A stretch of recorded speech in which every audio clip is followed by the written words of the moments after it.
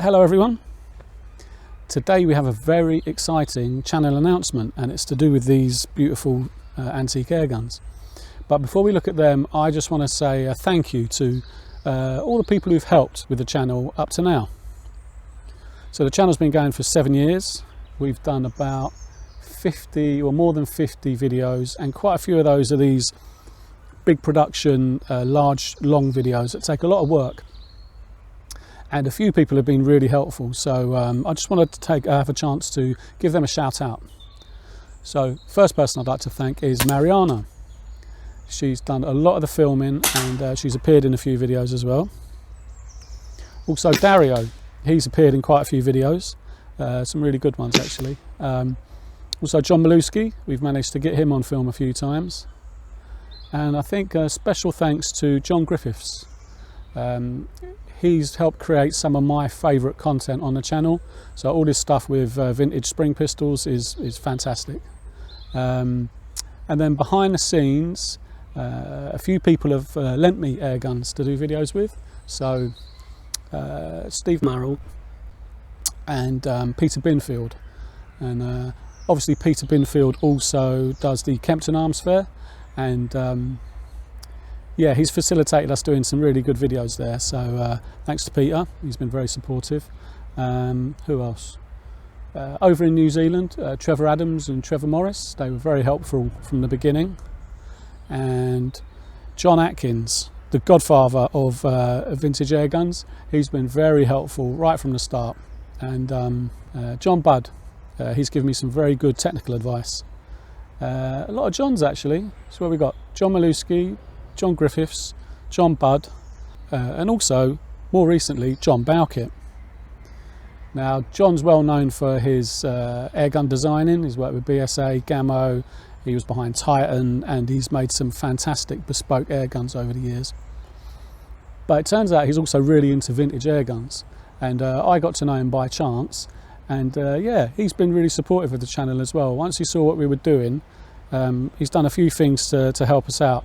Like he sold me a couple of really interesting air guns very cheaply, so I could use them for videos. And also he's given me some of Gerald Cardew's literature, which we're going to be processing and documenting over the years. But this brings me to my big announcement, and that is that John Bowkett has made these beautiful antique air guns available to the channel. So I can take them apart, see how they work, maybe get them working a bit better if possible, where necessary, and shoot them and do really nice detailed videos on all of them. So this is a really big deal. I couldn't afford to buy any of these, probably, maybe one, you know, over the next 3 years. So to have access to all of them at once is fantastic. So it's interesting to me in particular because most of these air guns are target air guns used for short range indoor target use from 1740 to about 1860. Now I've based my collection around 10-meter match rifles, so also the ones that came before, and these fit into that category. So I've got a decent selection from about 1870 to like 1995. But what I haven't got is the stuff that came earlier than that, and that's what these are. So I had one bellows gun, which represents that period, 1700s to 1800s, but there were a few other mechanisms around that they were trying out at the time. And they loosely follow the evolution of the spring, actually, these different mechanisms.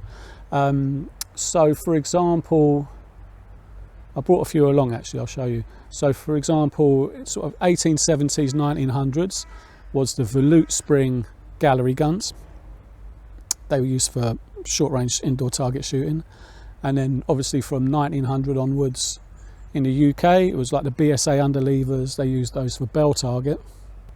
Then after World War II, you start to see the emergence of the earliest of the 10-meter match rifles. So Walther's first ever air gun was the Walther LG51, I believe, and this is a ZD version that has fixed match sights, and it's starting to look like a 10-meter rifle at that point. and then you go into the 1960s and there's all those glorious recoilless springers, and you've got fine work bow, Anschutz, Walther, also Diana, and also Weirach, making some fantastic guns through the 60s. And then you get all the way to the 1990s and the single stroke pneumatics. Then it goes over to PCPs. Now I've probably got access to about 22 rifles within that period, but what I hadn't had is the early stuff, and that's what these are. So you can see how this will slot in. Now, what I want to do is one massive video on the history of target air guns, probably in sections. We'll do a series of videos, but this is the earliest examples of, in my opinion, of those types of guns. So what have we got here? So the oldest ones would be these two, which are bellows guns. We know about bellows guns on the channel, but they're a bit special. So this one is very, very ornate, and it doesn't have a long stock, it's only got a short stock. This one is extremely lightweight. You can pick this up with one hand. That's very interesting. That's been on the channel already, because it's the one where when I took the cover off the bellows, it was a parchment document from 1700. So we've already seen that. That's very interesting. So those are the V-springs. That's the oldest type. Then you have this, which is Peter Longo. This is the earliest example of a spring piston air rifle. So it uses the V-springs that you used to have in bellows guns, but it's got a spring piston in it. Very interesting.